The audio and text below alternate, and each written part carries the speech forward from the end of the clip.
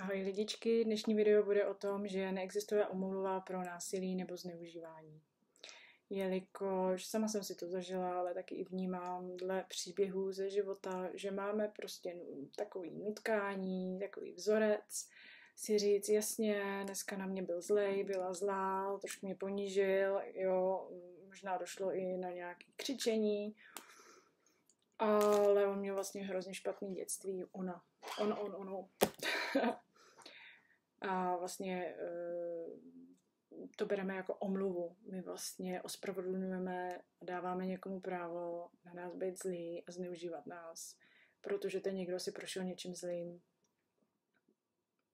A narcisti tohle dost podporujou. Víceméně narcisti vám dají veškerou zodpovědnost za všechno. Vy jste zodpovědní za to, aby oni byli šťastní, za to, aby jim bylo dobře.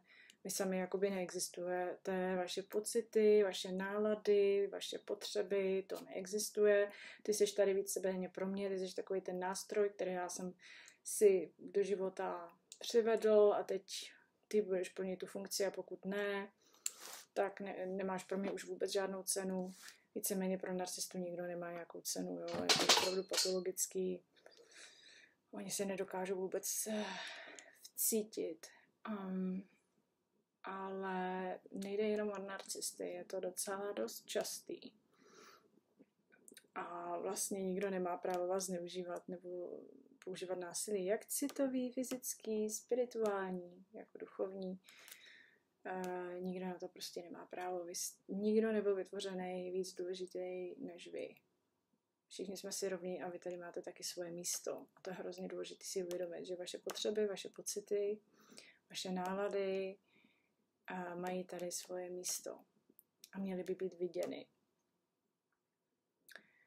Takže takový to, měl jsem špatný dětství, no, jako kdo neměl na jednu stranu, a kdyby jsme takhle fungovali úplně všichni. Jako neexistuje omluva, neexistuje.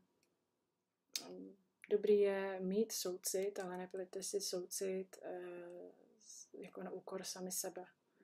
Soucit je velice vysoká energie, velice vysoká frekvence, kde vy vlastně soucítíte s tím člověkem. Chápete, že je teď na nějaké cestě, určitým způsobem vnímá život, určitým způsobem se chová, ale taky si nastavíte hranice.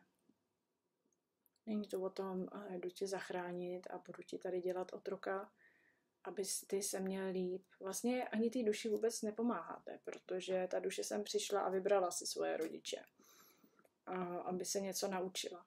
A když budeme za někoho přebírat zodpovědnost, anebo ho ospravedlňovat, a nenecháme ho nést zodpovědnost a odpovědnost, tak nikomu nepomáháme. My si totiž myslíme, že uspokojovat něčí ego je pomoc, ale víceméně tady nejde o ty ega naše.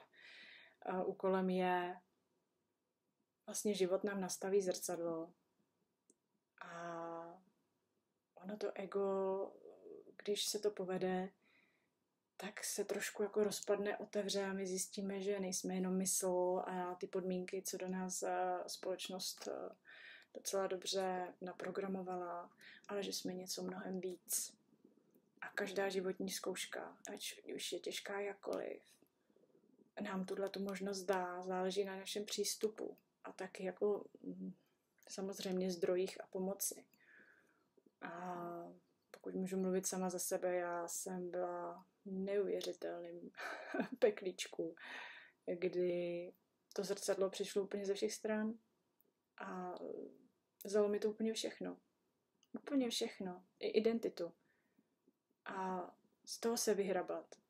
A teď najednou se napojíte, ale zároveň na takovou silnou, nevysvětlitelnou sílu, která je ve vás a okolo vás.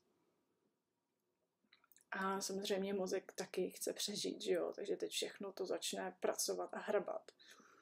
A vy si uvědomíte, že ty vzorce vašeho myšlení, které ovlivňovalo i vaše pocity, vlastně nejste vůbec vy.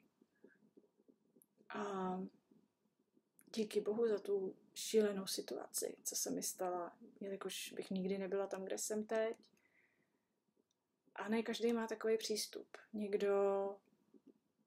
Některé duše jsou opravdu ještě na začátku a spadnou do té role oběti, která víceméně ano, jako děti jsme byli oběti, i jako dospělí můžeme být obětí. Ale je to něco, v čem nechceme zůstat. My to přijmeme, my si to opláčeme, my se léčíme, my děláme všechno možné, aby jsme se pohli dál. A rozhodně to, co nechceme dělat, je, aby někdo za nás nesl zodpovědnost, aby někdo za nás trpěl, aby tady byl nějaký otloukánek, který vlastně je tady od toho, abych já byla šťastná, abych já byla happy. To ani nejde. Snad. Takže dát si jakoby pozor, kdy omlouváme určitý chování. Samozřejmě neříkám, že všichni musíme být z ničeho nic na den asertivní. Tohle opravdu trvá, než se člověk naučí. Spíš o takové jako cvičení sebelásky a sebehodnoty. A začít si třeba i říkat sám sobě, tohle, co ten člověk udělal, nebylo moc hezký. A někdy třeba ty lidi, někdy se stává, že prostě máme blbej den a ujede nám něco. A já taky nejsem vždycky někdo, kdo hned nastavuje hranice, nebo hned jako... Já mám nastavený hranice vnitřně tím, že si řeknu, on to nemyslel tak zlé. Já mu to odpustím. To může být taky hranice. Nejsem někdo, kdo by hned musel jako toho člověka opravovat nebo jako ho utnout. Hrozně záleží i na srdci, na situaci, s kým se ta situace zažívá. Ale je hrozně důležité si uvědomit, že každá duše tady má určitou zkoušku a že za nikoho ty problémy vyřešit nemůžeme a rozhodně nikdo nemá právo nám ubližovat jenom proto, že si prožil něco špatného. Nebo že má prostě špatný den, jako vždycky by měla následovat omluva nebo nějaká konverzace. Jo? A v tomhletom narcisti jsou velice dobří. Vlastně za všechno můžete vy, i kdybyste měli obrázek v obýváku a nebyli doma a ten obrázek spadnul, nebo kdybyste ani nebyli prostě v zemi, kdybyste byli úplně mimo, tak za to můžete vy třeba, protože jste ten obrázek koupili. Jo, na to bacha.